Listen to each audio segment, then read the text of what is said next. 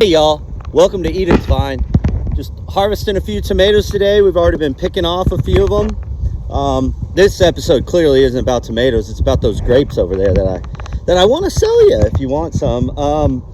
We do have a wait list right now on some of the varietals, but I'll get to that in just a minute. But yeah, pumpkins, tomatoes, they're coming on, guys. Look at that guy in there. It's getting big, getting big. And look at these beautiful flowers over here on this willow tree. Yeah, it's very nice. It's looking good out here. I'm pleased with it. And the ducks are in the pond hanging out. It looks more peaceful than it is, though. Oh, they're the khaki ducks. I love those guys, man. Those guys are awesome. Anyway, they're a little more aggressive than those white ducks, but it's kind of nice seeing them share the pond. They usually don't like sharing the pond. Anyway, I'm going to take you over here. I'm going to show you some of the varietals we have. And if you want any, let me know. They're excellent for making wine, jelly, juice, and then, I don't know, maybe jam or whatever else you can think of. Some of them are good for just eating, but you got to get them off a little early if you're just going to eat them, because they get really sweet. They turn into basically like candy on the vine. It's pretty cool. All right, let me show you what we got. All right, here we go. We got a little Sangiovese in here. If I pull these back, let's see. As you can see, the grapes are looking good this year. We fortunately fought off a lot of that rot that we sometimes have. I'll just show you. So this vine's pretty loaded up. So we got some grapes going pretty well in here. And I'll show you what veraison looks like, or veraison, because, you know, I'm Texan. Let me, you guys saw the hat. So anyway, let me show you what veraison looks like when I find it. We already have it going out here in the Sangio lot, or maybe that's the temperate. Ah, here it is. Here we go. Veraison. It just started out here, guys. It just started out here. So what that is, that's the transition of the grapes going from a heavily acidic berry to a sweet berry.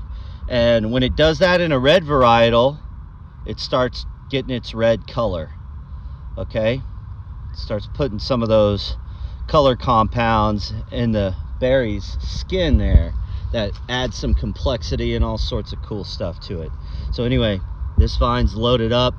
Berries are looking good. We do still have a little bit more Sangiovese available for you guys. About 100, maybe 200 pounds.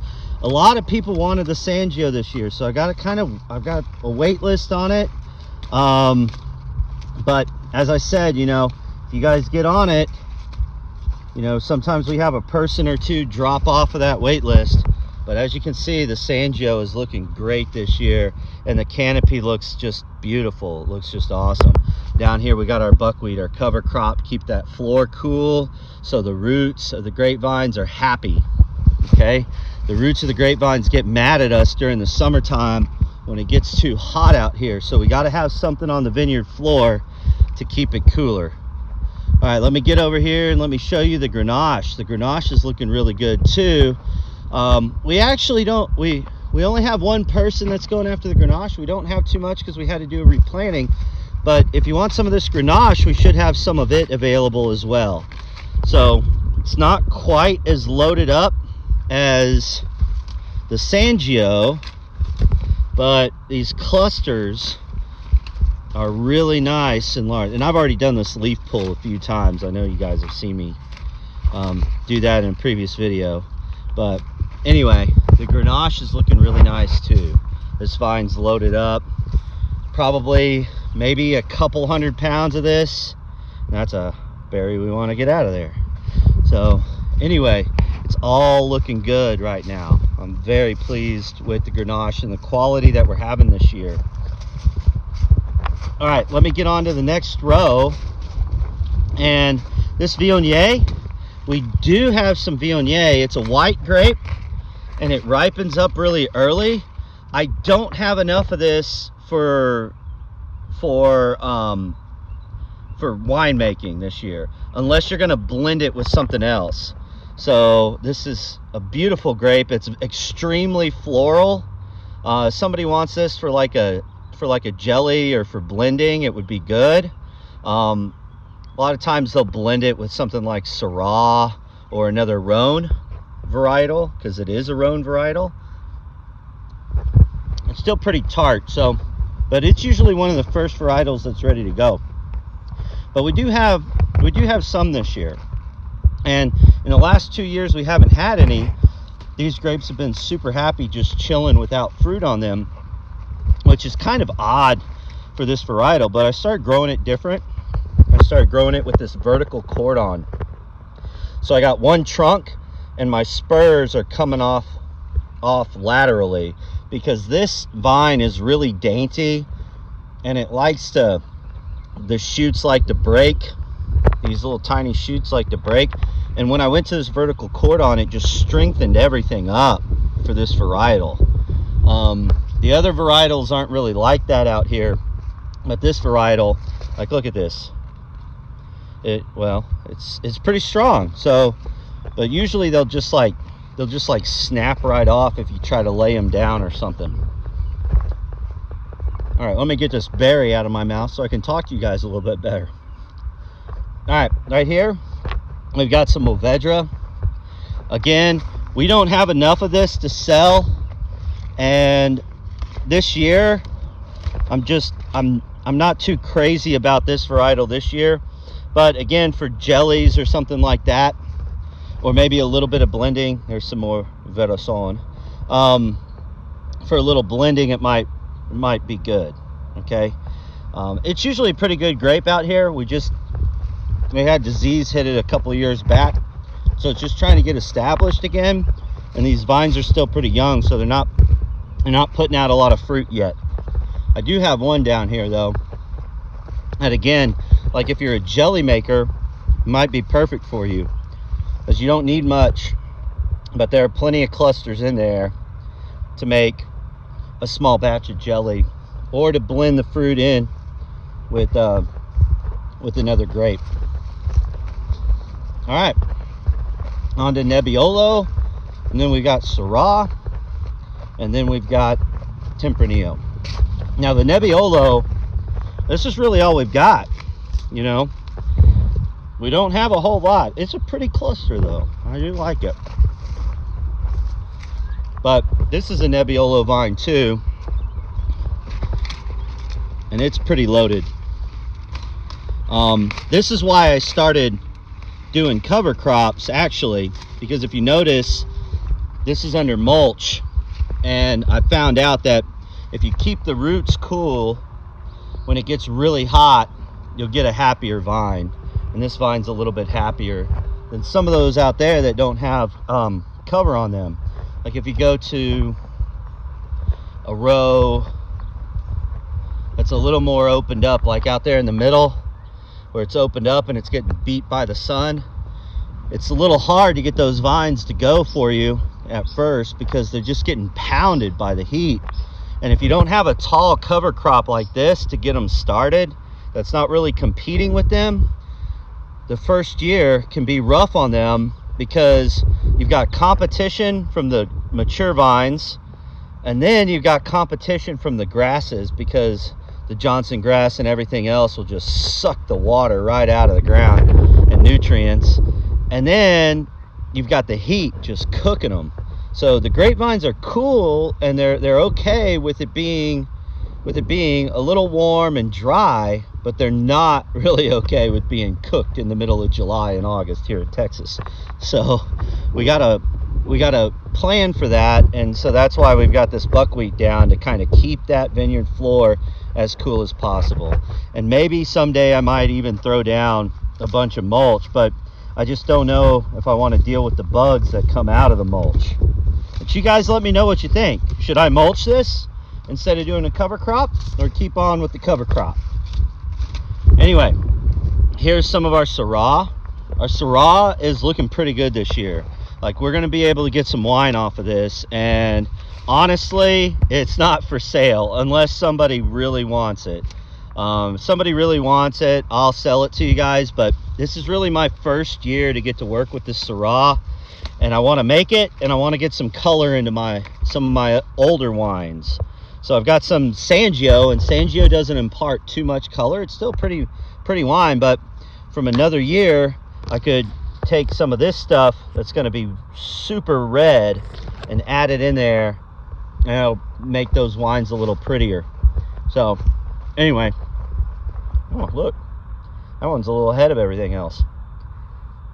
Let's see if it tastes good. Oh yeah, that one's for chewing. Can't let my daughter find that one. That one won't last very long. So anyway, the Sangio's like, oh, birds. Yeah. Anyway, that's why we've got some cats. They usually keep them out of here. We had 4 cats at one point. Well, really like 5 or 6, because can't keep track of them all, and some will sneak in later. But I was watching the vineyard one day. I saw this bird go into the vineyard. He just flew right on in there, and not anything like a mockingbird or anything, just like a sparrow flew in there, and I was like, oh, he's going for the grapes. It was late in the season, and I never saw him fly out.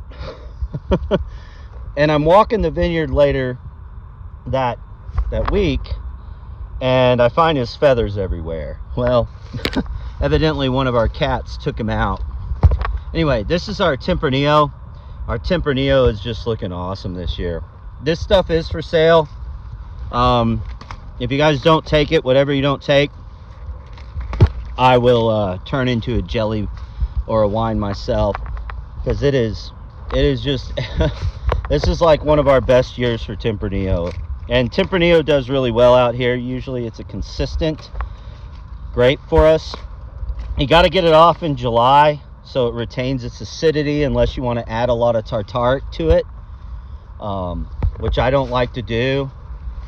Tartaric's expensive, guys. It's not cheap, but you know, maybe some of you guys want to go for higher alcohol. If you do that, this grape will do it, but you just got to make sure you add the tartaric to it later.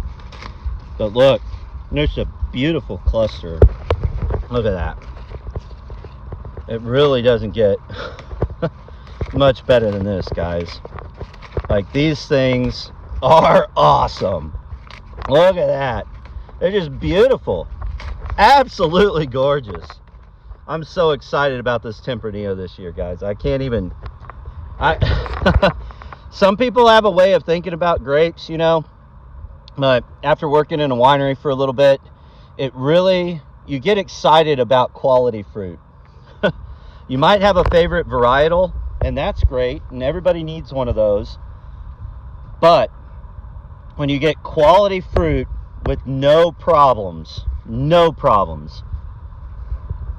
absolutely nothing wrong with this fruit. And knock on wood, hopefully it'll stay that way. You know, God has a plan for everything, and things can turn on a dime, certainly. So I don't want to count my chickens before they hatch, but if it keeps going like this Tempranillo is going to be one of the best Tempranillos I've ever seen and we've ever produced out here, and that I've legitimately ever seen. Like, it's just beautiful this year, and it's in such great shape.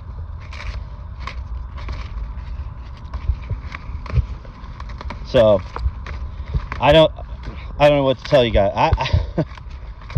I mean, this is high quality Tempranillo in here, and I know I sound like I'm bragging a little bit, but I'm not really, because it's been not so good in previous years. And if you guys grow grapes, you guys know how hard this shit is. Pardon my French, but it's not easy. And when you get fruit that's looking like our Tempranillo's looking, like, look at that. That thing is awesome. When you get fruit that's looking like that with a reasonable yield and really good quality, you just have to get excited, because it keeps you going. It really does. So I'm not trying to brag, guys. I stay humble. I know that this is a gift from God. Everything is. And I'm very thankful for it. Even though I cuss sometimes when it doesn't work out. But I really am. I'm very thankful for the things we have. Very thankful for this. So much hard work. And when you get something like that Tempranillo, you got to be proud of it because it keeps you going. Not too proud. Remember who gifted it to you. It was God. God gifted us this. I'm very thankful to him. All the glory be to him. But I got to get excited about it. Keeps me going. All right, guys. I hope you liked that episode. If you did, please click like. Please subscribe. Any little bit of help you can give us is a huge reward for us and helps us keep doing something that we love and is very challenging to do. But sometimes we get it right. Well, God gets it right with that Tempranillo over there. I'm just here helping it along. So God is the real winemaker out here for sure, or the wine grower. But I just get tickled when that happens because it's so rare and hard. It's hard to do, especially in our climate out here. But we can get it done, and it looks nice. Also, we've got these sunflowers out here. Oh, look at all the bees. So if you want to take some pictures or something with the grapes, with the sunflowers, message us, let us know. We'd love to help you out. We'd love to have visitors and any support we can get out here, okay? So message us if you want some grapes. Message us if you want to take some pictures. Message us if you just want to come visit our place and see what we're doing in the vines. We'd love to have you. Y'all have a nice day.